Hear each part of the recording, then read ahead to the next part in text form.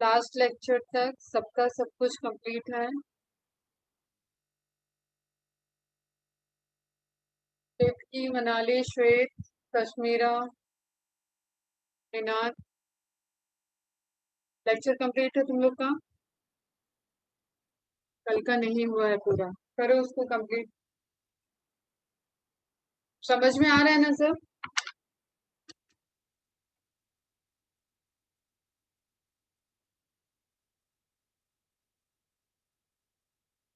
ठीक है, तो फटाफट उसको कंप्लीट करो और एमसीक्यू सॉल्व करना स्टार्ट करो।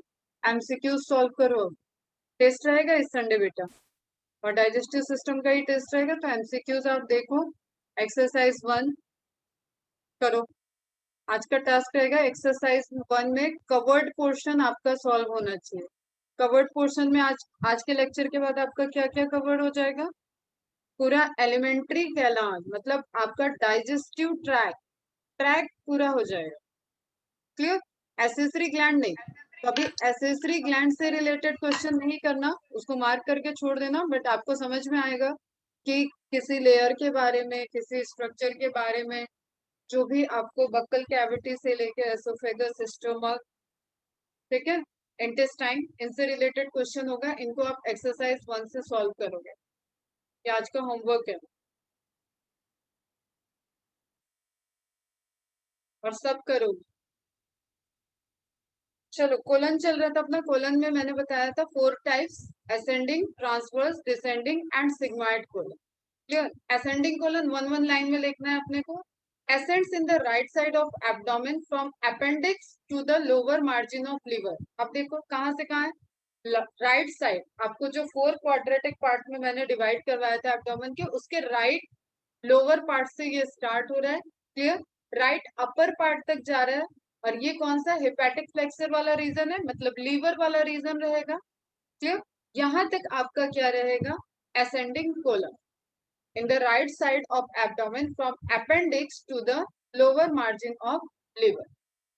Transverse colon from the right side, जहां पे असेंडिंग खत्म हुआ वहां से from the right side of abdomen, from liver side, lower नहीं अपर वाले साइड में, लीवर वाले साइड से to the splenic flexure side या spleen side. Clear? Sigmoidal descending होना चाहिए। डिसेंडिंग कैसा रहेगा? From splenic flexure to sigmoidal colon, मतलब अपर लेफ्ट से, अगर इसको सिर्फ इंटेस्टाइन की बात कर रहे हैं बेटा, अपर लेफ्ट से लोअर लेफ्ट पोर्शन तक जो स्ट्रक्चर रहेगा, एक ट्यूब लाइन विदाउट कर्व, वो स्ट्रक्चर हो जाएगा आपका डिसेंडिंग। एंड देन वहां पे एस शेप का जो कर्वेचर आएगा, S shape इंटर्स the pelvis. Pelvic region में आपको नीचे की बोन पता है, पेल्विक गर्डल, तो पेल्विक रीजन बोलते हैं इसको, नीचे वाला जो आपका कमर वाला हिस्सा है, pelvis, and joins the rectum. और एंड किस पे होगा सिग्मोइडल कोलन? रेक्टम पे। क्लियर? या 1 लाइन का आप ट्रांसवर्स के बाद डिसेंडिंग भी लिखो। 1 लाइन में आई थिंक सब लिख लोगे, कोई दिक्कत नहीं। नोट: राइट कॉलिक फ्रैक्चर, ये हो चुका था कंप्लीट ना अपना। चलो, राइट कॉलिक फ्रैक्चर मतलब कोलॉन में राइट फ्रैक्चर, वही हेपेटिक फ्रैक्चर, तो उसका एक टर्म और होता है राइट कॉलिक फ्रैक्चर। ठीक? राइट कॉलिक, कोलॉन के राइट साइड में, कोलॉन के लेफ्ट साइड में, तो left colic fracture. Splenic fracture को कहते हैं right colic fracture, hepatic flexure. तो वेरी वेरी इंपॉर्टेंट रहेगा, नोट डाउन करना, और एक बार बस रीड करोगे तो हो जाएंगी ये सारी चीज। Boundary between ascending and transverse colon, very बिल्कुल करेक्ट है। Ascending and transverse, boundary between जो इनके बीच में आ रहा है, दैट इज हेपेटिक फ्लैक्चर या right colic flexure. Clear? Colon के राइट साइड वाले कोलन में फ्लैक्चर है, मोड़ है। Left colic flexure, boundary between the transverse and descending colon. Fast हम इसलिए ले रहे हैं क्योंकि ये सब चीज ऑलरेडी आपको समझ में आ चुकी है।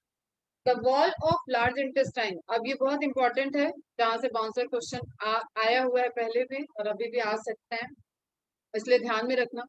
The wall of large intestine differs from that of small intestine.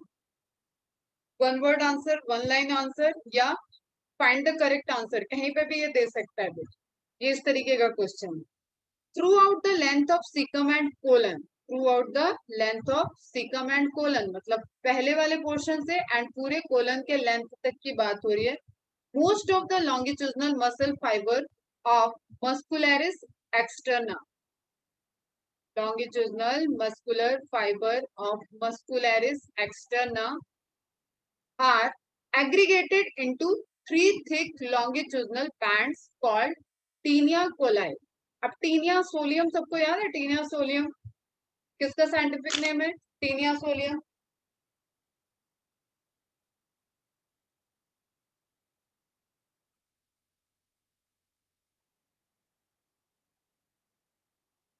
Taenia solium किसका साइंटिफिक नेम है?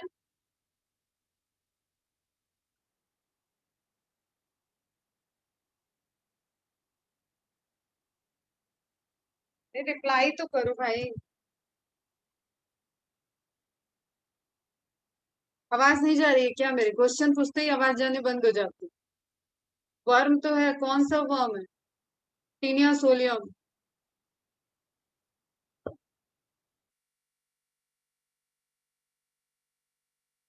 टेपवर्म का फीता क्रीमी टीनिया सोलियम। चलो अब ध्यान से यहाँ सुनो। टीनिया कोलाई, टीनिया कोलाई और टेपवर्म कैसा होता था? ऐसे flattened structure. Clear? Flattened structure. तो थ्रेड लाइक फ्लैटेंड स्ट्रक्चर। अब आपको ये समझना है कि गर्ल्स को तो बहुत अच्छे से एक चीज पता होगी कि उनकी फ्रॉक उन्होंने जब पहना होगा तो फ्रॉक में प्लेटेड रहती है। क्लियर? इस तरीके से अगर आप देखो तो यहाँ का सरफेस और ऐसे ऐसे जाता है। क्लियर? स्कूल यूनिफॉर्म में यहाँ पे प्लीट रहती है, घर में फ्रॉक पहना है तो भी यहाँ पे प्लेटेड रखते हो। क्लियर? अब देखो इसका पर्पस क्या है, समझना, बात समझा रही हूँ। ये इतना ही एरिया है, कपड़ा ये जब कटिंग हुई है तो इसका क्लोथ का ऐसा ही है, लेकिन इस साइड से उसको थ्रेड या रबड़ या इलास्टिक लगा के इसको कन्वर्ट किया गया, श्रिंक कर दिया गया है इस साइड।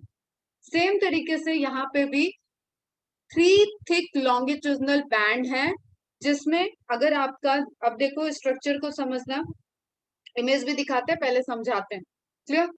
इमेज दिखाएंगे तो अच्छे से समझ में आ जाएगा, लेकिन पहले कॉन्सेप्ट को समझो कि क्या ये कर रहे हैं। क्लियर? अब ये है आपकी लार्ज इंटेस्टाइन, ये चली जा रही है चली जा रही है, इसी तरीके से कोलन से लेके सारा स्ट्रक्चर इस तरीके से फैला हुआ। क्लियर? अब इसमें क्या कर दिया गया, इसमें एक बैंड है, जो तीन बैंड है ऐसे। एक हम सामने से दिखा रहे हैं अगर तो आपको एक ही दिखेगा, फिर 3D इमेज में एक इसके पीछे होगा, एक इसके इधर होगा राइट साइड में। मतलब अगर हम ऐसा स्ट्रक्चर बनाए तो इस तरीके से आपको कुछ थ्री पार्ट में डिवाइडेड, एक यहाँ से जा रहा होगा, एक यहाँ से जा रहा होगा, एक यहाँ से जा रहा होगा। क्लियर बच्चा?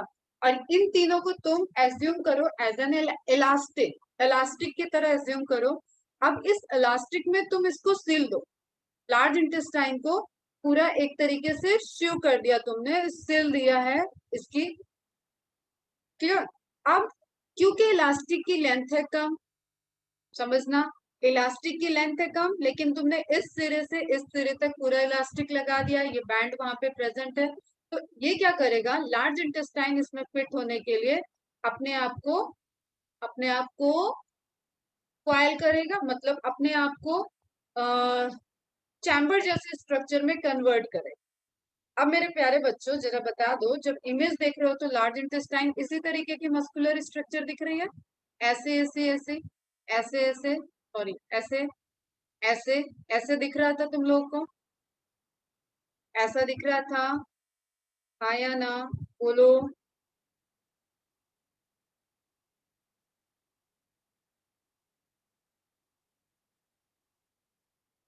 दिख रहा था सबको? क्लियर?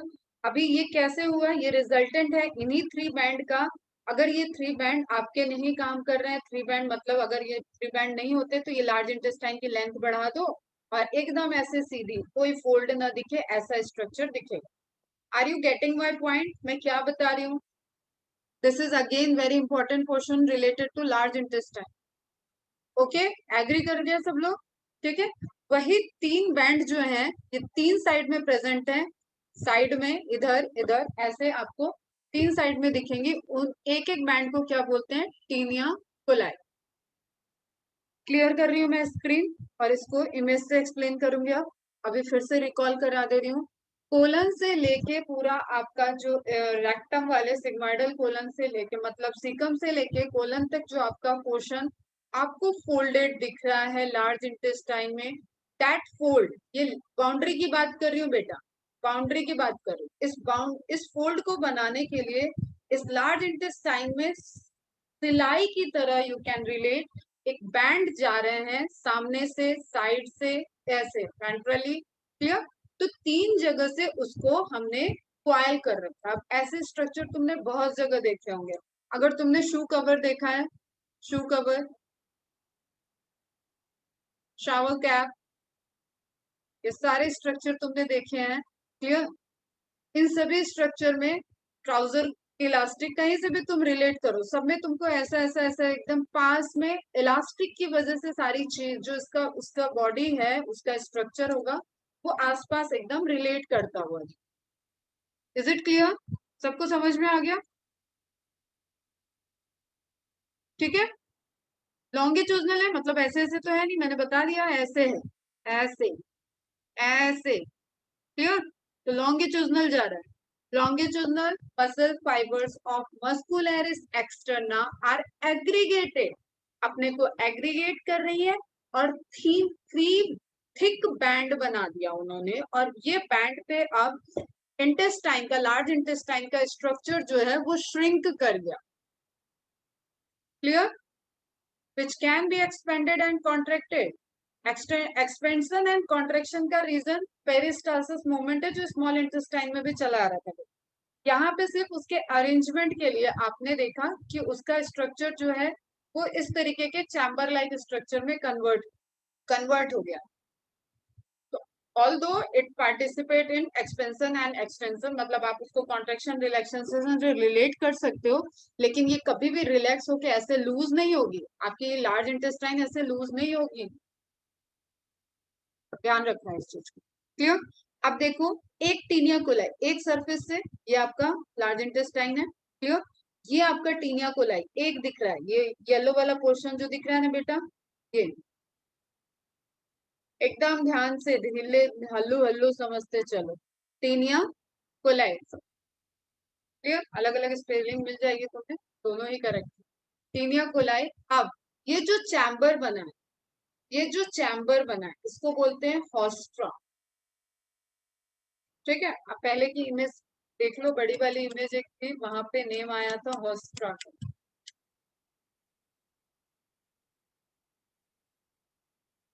ये are you getting my point? Haustra, fold, clear, fold, और यही स्ट्रक्चर ये जो आपको दिख रहा है दिस इज टीनिया कोलाई। ये एक दिख रहा है, ऐसे नंबर में कितने होंगे? 3, पीछे भी, पीछे साइड में लैटरली 2 और प्रेजेंट हो। Is it clear? यस और नो? और आगे बढ़ते हैं फटाफट। वो हार्मोन की लिस्ट सबने नोट डाउन कर ली?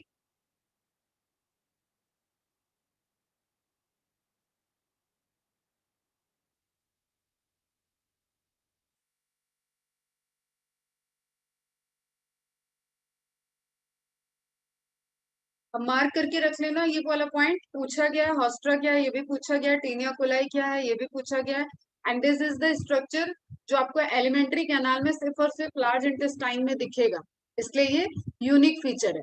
अब ये भी नोट डाउन करना है, एपिप्लोइक अपेंडेजेस, एपिप्लोइक अपेंडेजेस, ये ऐसे उभरे हुए स्ट्रक्चर, पैपले टाइप के स्ट्रक्चर, ये आपको एक्सटर्नल है, ये एलिमेंट्री कैनाल का ल्यूमेन नहीं फेस कर रहा है, आप ध्यान से देखो, दिस इज बॉडी कैविटी, ये बॉडी कैविटी को फेस कर रहा है, ये बॉडी कैविटी है, क्लियर।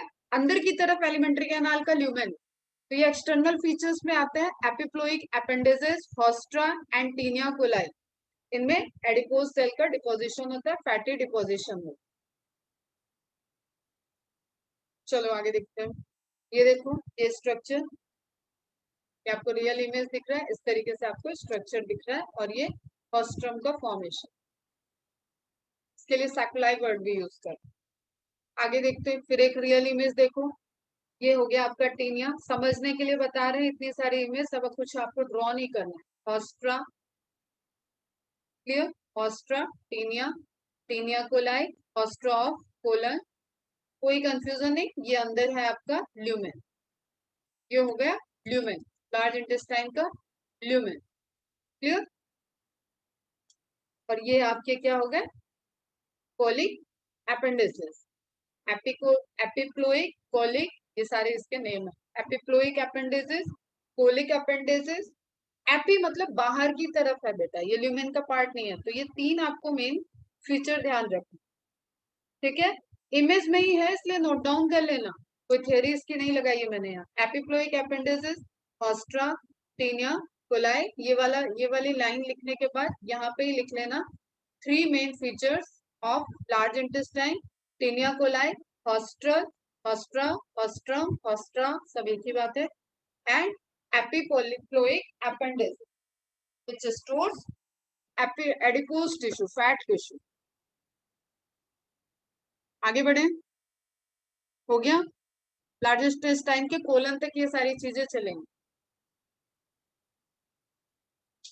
ठीक है बच्चा। किसी को कुछ पूछना है यहाँ पे?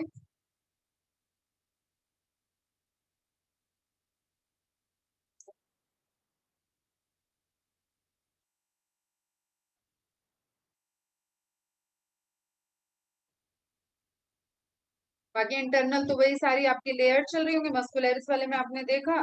फिर आपको इसी तरीके से आप ल्यूमेन की तरफ बढ़ोगे तो सब म्यूकोसा, म्यूकोसा, और फिर वहां पे एब्जॉर्प्शन में, अब तो लार्ज इंटेस्टाइन में मेनली एब्जॉर्प्शन चलता है वाटर का, ठीक है। बहुत लो अमाउंट में कोई न्यूट्रिएंट फूड वगैरह का एब्जॉर्प्शन है, मेन एब्जॉर्प्शन वाटर का ही चलता है। इसलिए आप देखते हो फीसेस जो है वो धीरे धीरे स्टूल, अगर किसी ने स्टूल पास नहीं किया है तो वो हार्ड में कन्वर्ट होता जाता है, ठीक है, क्योंकि वाटर एब्जॉर्ब हो रहा है उसको। नाउ फटाफट देखते हैं last question, rectum. Sigmoid column opens into rectum, four part of column ध्यान रखना है। लास्ट वाला sigmoid column opens into rectum, 17 to 18 centimetre long. अब आज के होमवर्क में नोट डाउन कर ले, होमवर्क क्या है, ये सब टास्क किया करो, कोई होमवर्क नहीं, अपने अच्छे अच्छे नोट्स बना, उसके लिए काम आएगा।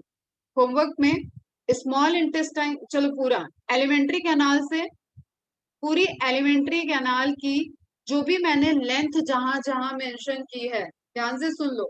एलिमेंट्री कैनाल के, अभी हम ऑर्गन्स, एक्सेसरी ग्लैंड्स की बात नहीं कर रहे हैं, सिर्फ ऑर्गन्स की जो भी लेंथ, डेटा, वेट, कुछ भी डेटा वाइज मेंशन किया है, उसको एक टेबुलर फॉर्म में लिख के मुझे सेंड करो। सबने सुन लिया ये बात, ठीक है।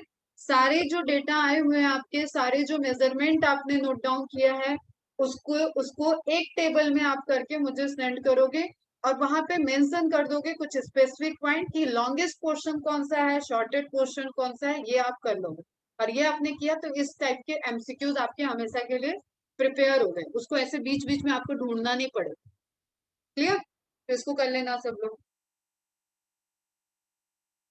17 to 18 centimetre long, up to 20 centimetre भी हो सकता है। टर्मिनेट्स इनटू एनल कैनाल, जो लास्ट में जहां से फिशेस अपन पास ऑन करते हैं, वो वाला पोर्शन क्या हो जाता है, anal canal. Clear, which is 2 to 3 centimetre long. Anal canal opens out through anus, anus, anal canal की ओपनिंग क्या हो जाएगी बेटा, anus. The mucosa of anal canal is folded into several vertical folds। अब ये इंपॉर्टेंट क्वेश्चन है जहां से क्वेश्चन आता है। म्यूकोसा, म्यूकोसा लेयर जो ल्यूमेन की तरफ होगी, अगेन इंटरनल लेयर, उसको फोल्ड कर दिया। क्यों फोल्ड किया गया, क्योंकि आप सभी, आप फिशेस ऐसा चीज है, डिफिकेशन सब लोग करते हैं, ये प्रोसेस एक हेल्दी हैबिट है कि डेली डिफिकेशन होनी चाहिए। उस ड्यूरेशन में आप फील कर रहे होगे कि there is something voluntary, there is something involuntary. Clear, अभी आते हैं उस पर।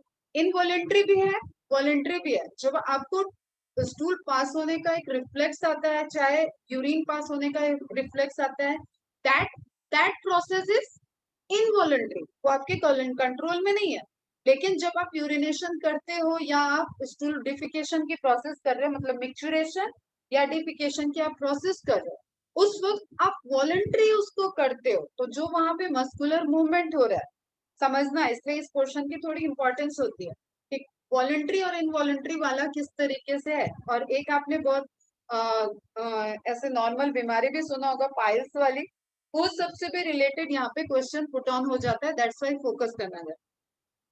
The mucosa of anal canal, अब देखो यहाँ पे कोई एंजाइम्स तो चाहिए नहीं हमें, कोई डाइजेशन वगैरह नहीं चल रहा, ठीक है, इसलिए उस पोर्शन से क्वेश्चन नहीं आएगा, वो सब स्मॉल इंटेस्टाइन तक हो गया।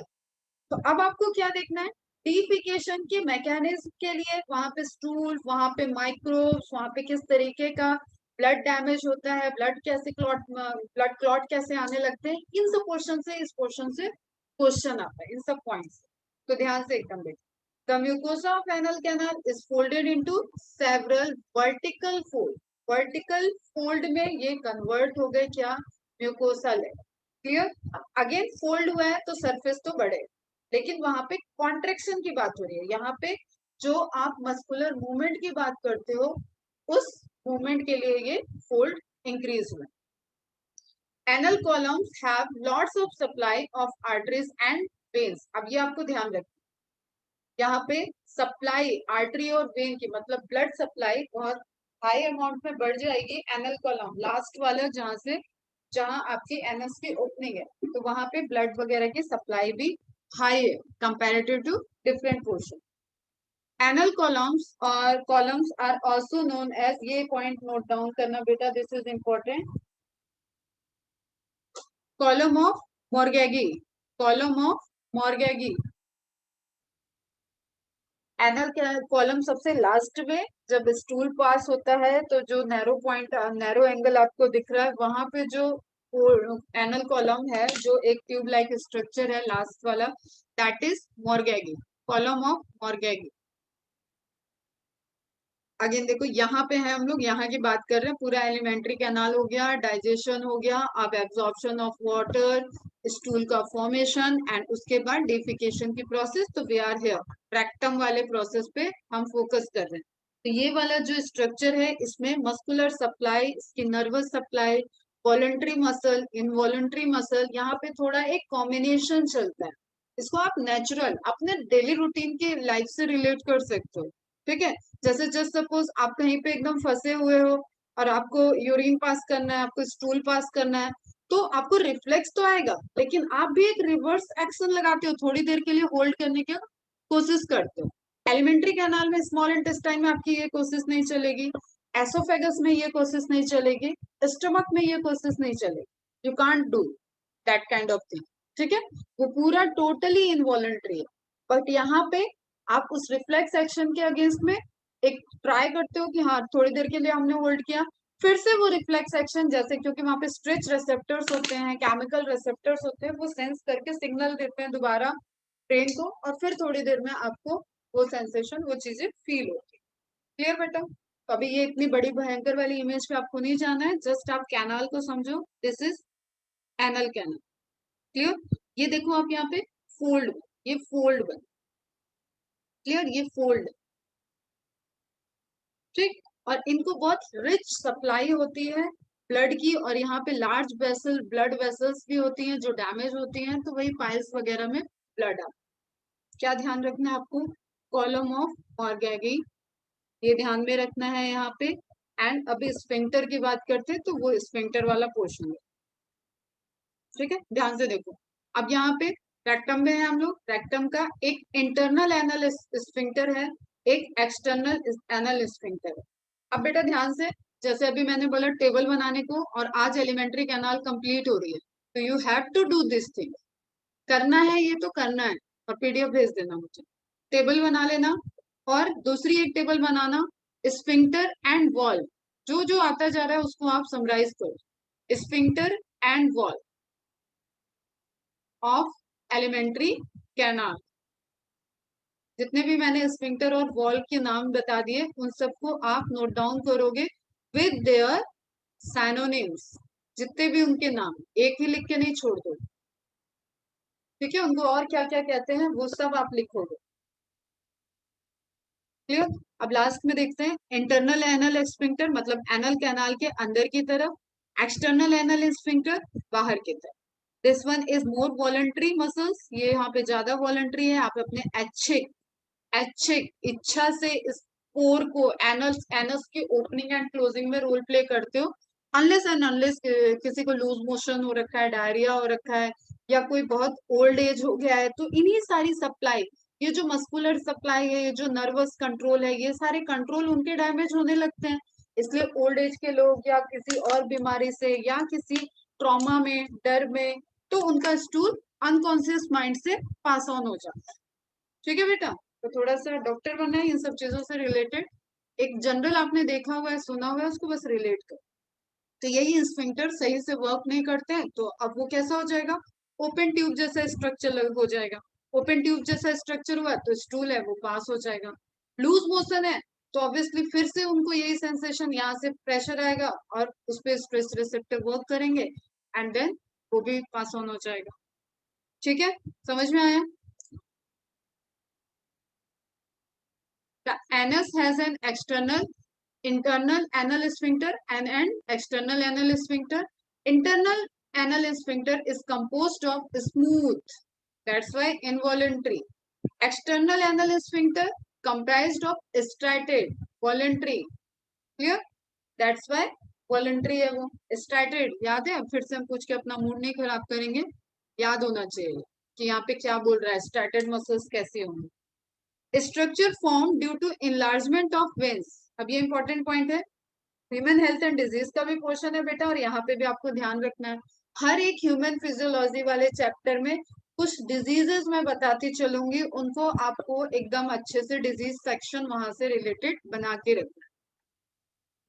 Structures formed due to enlargement of veins of anal column, जो आप कॉलम देख रहे थे, in anal canal as well as anus are called piles or hemorrhoids. इसका टेक्निकल टर्म्स है हेमोराइड, हेमोराइजा, ठीक है, हेमो हेमोरेक अटैक, इस तरीके के आप जहाँ पे भी टर्म सुनोगे ना, वो that is related to bleeding, blood से रिलेटेड हो। तो यहाँ पे ऐसे स्ट्रक्चर्स बन रहे हैं, ऐसा वेसल्स वेन्स वगैरह डैमेज हो रही हैं कि उनसे एक जब भी स्टूल पास होगा तो वहां पे ब्लीडिंग आए। क्लियर? अब अंदर की तरफ होते हैं उनको बोलते हैं इंटरनल हेमोराइड्स, बाहर की तरफ ओपनिंग पे बन गए हैं, हो जाते हैं किसी किसी को, तो उसको बोलते हैं एक्सटर्नल हेमोराइड। और ये सब चीजें ऐसी हैं कि इनको भी इनका ट्रीटमेंट लेना चाहिए, इनको ऐसे भगवान भरोसे नहीं छोड़ देना चाहिए, इनका प्रॉपर ट्रीटमेंट होना चाहिए। वो भी आपके टिश्यू है, वो पार्ट है and they are damage, should be treated. ठीक है, समझ में आ गया? इतना हो गया। फंक्शन ऑफ लार्ज इंटेस्टाइन, सबके बियॉन्ड फंक्शन की बात कर लें। The large intestine does not secrete enzyme, पहली चीज ध्यान रखना, सिक्रीट एंजाइम्स का मतलब है डाइजेस्टिव एंजाइम। अब वो सेल है, वहां टिश्यू है, सेल है, तो भैया वहां एंजाइम होंगे, तो एकदम ऐसे मत सोचना कि इस पोर्शन में एंजाइम ही नहीं है। डाइजेस्टिव एंजाइम्स नहीं है, डाइजेस्टिव सिस्टम के रिलेटेड कोई एंजाइम नहीं है। It plays minor role in absorption of nutrition, minor role है न्यूट्रिशन में। It primarily absorb water from undigested food and finally concentrate the content. इसको आप स्टूल बोलते हो, feces बोलते हो। Colon bacteria produce vitamin B and K बहुत low amount में, that's why it is sub optimum level. और कोई भी चीज ऑप्टिमम से कम है तो उसको सप्लाई से हमें फुलफिल करना होता है, इसलिए हम अपनी डाइट में विटामिन का ध्यान रखें। ठीक, विटामिन बी एंड के यहाँ पे बहुत स्मॉल अमाउंट में प्रोड्यूस होते हैं। और ये एक बाउंसर क्वेश्चन है, जब पूछेगा मतलब डायरेक्ट पूछा है, और ये हमारे लिए रिलेवेंट नहीं है, ये ह्यूमन के लिए बहुत रिलेवेंट नहीं बच्चे हैं, इतना कम अमाउंट में सिक्रीशन होता है, फॉर्मेशन होता है, लेकिन ठीक है, होता है वाला इंफॉर्मेशन आएगा। तो बैक्टीरिया होते हैं भाई कोलन में, और वो कुछ अमाउंट में विटामिन को प्रोड्यूस करते हैं। बैक्टीरिया है कोलन में, कोलन वाले इंटेस्टाइन को हम समराइज कर रहे हैं बेटा, अब लार्ज इंटेस्टाइन का फंक्शन। क्लियर? पहला तो ये देख लिया कि यहाँ कोई डाइजेशन नहीं हो रहा है, यहाँ मिनिमम अमाउंट में एब्जॉर्प्शन ऑफ न्यूट्रिएंट है, एंड प्राइमरी इसका वर्क क्या है, एब्जॉर्ब वाटर। तो जितना देर कोई स्टूल पास नहीं कर रहा है, अगर स्टूल के फॉर्मेशन में उसकी बॉडी की हैबिट बन चुकी है कि वो वन डे गैप लेके, तो उसके स्टूल की टेंडेंसी होगी कि वो लिटिल बिट हार्डर हो। क्यों? क्योंकि उससे वाटर रीअब्सॉर्ब, बॉडी में वाटर वापस रीअब्सॉर्ब हो जाता है एंड वो वेस्ट आपका कंसंट्रेटेड होता है। क्लियर? वही बात की। और दूसरी पॉइंट मैंने बताया कि यहाँ पे कुछ कोलन बैक्टीरिया होते हैं, ये सब लोकल माइक्रोफ्लोरा है। कोई माइक्रोबायोलॉजी बहुत स्ट्रांगली पढ़ेगा, मैं एक तुम्हें दे दूंगी एक चार्ट, उसमें हमारी बॉडी में किस किस जगह पे माइक्रोफ्लोराज हैं, उससे रिलेटेड एक बस नॉलेज के लिए इंफॉर्मेशन ध्यान में रखोगे तो हो जाए। क्लियर। तो कोलन में कुछ बैक्टीरिया हैं जो कि विटामिन बी और के को प्रोड्यूस करते हैं, बट बहुत ही ज्यादा कम अमाउंट में, सब ऑप्टिमल लेवल पे है। दैट्स वाई ये ऐसा नहीं है कि हमारे विटामिन बी एंड के की रिक्वायरमेंट को फुलफिल कर। Elimination of faeces through anus by movement of colon, defecation इसको प्रोसेस को कहते हैं। क्लियर है। डीफिकेशन हो जाएगा जब एलिमिनेशन ऑफ जो भी अनडाइजेस्टेड मटेरियल है उसको रिलीज कर दो। यहाँ तक किसी को कुछ पूछना है?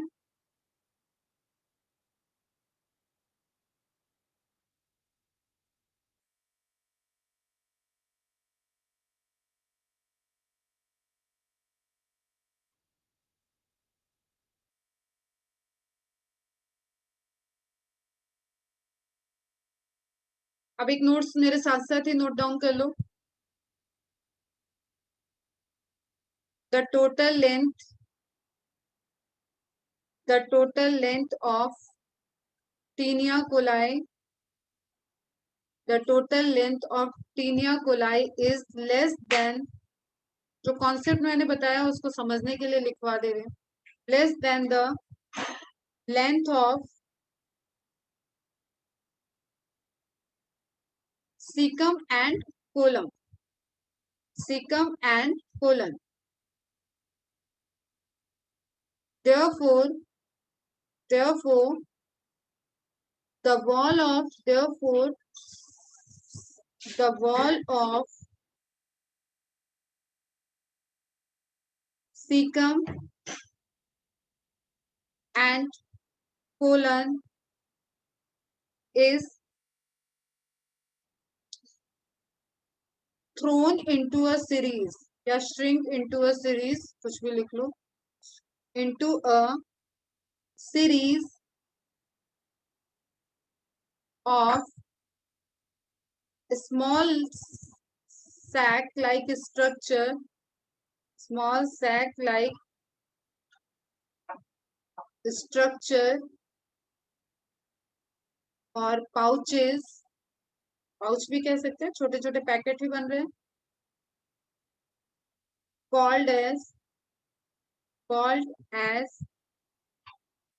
सेकुलाई या हॉस्ट्रा, सेकुलाई और हॉस्ट्रा।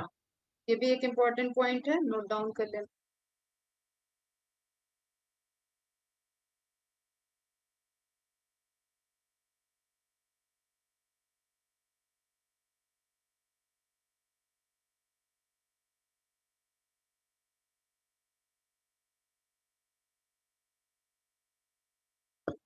नोट डाउन हो जाए तो बता देना कि लिख लिया।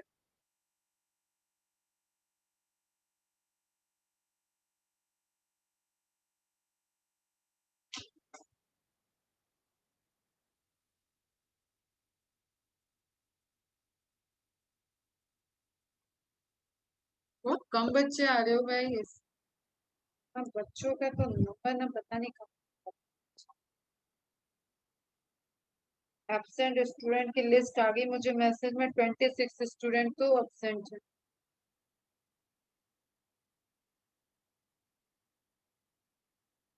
हो गया कंप्लीट बेटा? कंप्लीटेड, वेरी गुड, सबका हो गया। इसको नोट्स करके वहां पे जहाँ पे तुमने लिखा था ना टीनिया कोलाई के लिए, वहीं पे ये नोट्स लिख लेना। तो फाइनली हमने क्या देखा कि जो स्टूल का फॉर्मेशन हुआ वो रिमूव हो जाएगा। Elimination of faeces is through the anus by movement of colon is known as defecation. कुछ और पॉइंट देख लेते हैं, फटाफट रिकॉल करते हैं। लिटिल और नो डाइजेस्टिव फंक्शन क्लियर है। Absorbs water by salt and electrolyte, कुछ अमाउंट में बाय सॉल्ट इलेक्ट्रोलाइट जो था ना न्यूट्रिटिव वैल्यूज को रीअब्सॉर्ब करना है वो। सिक्रीट म्यूकस, म्यूकस लेयर है तो सिक्रीशन चलता रहेगा, लुब्रिकेशन चाहिए। स्टूल जो पास हो रहा है उसको भी लुब्रिकेशन चाहिए। स्टोन का फॉर्मेशन मतलब एकदम टफ स्टूल बन जाए और उसको अगर पास होने में वहां पे लिब्रिकेटेड भी नहीं रहेगा तो टिश्यू जो इंटरनल टिश्यू है वो मोर डैमेज होगा। तो लिब्रिकेशन, बाइंडिंग, प्रोटेक्शन, पीएच को मेंटेन करने के लिए म्यूकस का सिक्रीशन चलेगा। कन्वर्जन ऑफ बाइलिरुबिन, ये हम बताएंगे जब बाइल लीवर पढ़ाएंगे, तब हम ये पॉइंट बताएंगे, बट यहाँ पे हो रहा है ये प्रोसेस, देख सकते। Houses intestinal flora, intestinal flora means वही आप बैक्टीरिया वगैरह जो वहां पे प्रेजेंट है। तो अप्रोक्सीमेटली 800 स्पीसीज ऑफ बैक्टीरिया इस रीजन में प्रेजेंट होते हैं, clear, and absorbs vitamin liberated bye bacterial action, और वो विटामिन आपको ध्यान में रखना है, विटामिन के, बी में biotin and B5, produces intestinal gas, जो कि आपको एक लोअर एब्डोमेन में भी गैस का फॉर्मेशन फील होता है, ठीक है, that is flats, forms and store fishes, and ये गैस से ही तुम्हें पूरा वो जो रिलेशनशिप तुम समझ लो, अगर बैक्टीरियल जो यहाँ पे फर्मेंटेशन वगैरह चल रहा है, उसी रिजल्टेंट जो भी फिशेस का एक स्मेल आता है ना, ऑर्डर से स्मेल आती है, वो इसमें इस सबसे रिजल्टेंट है।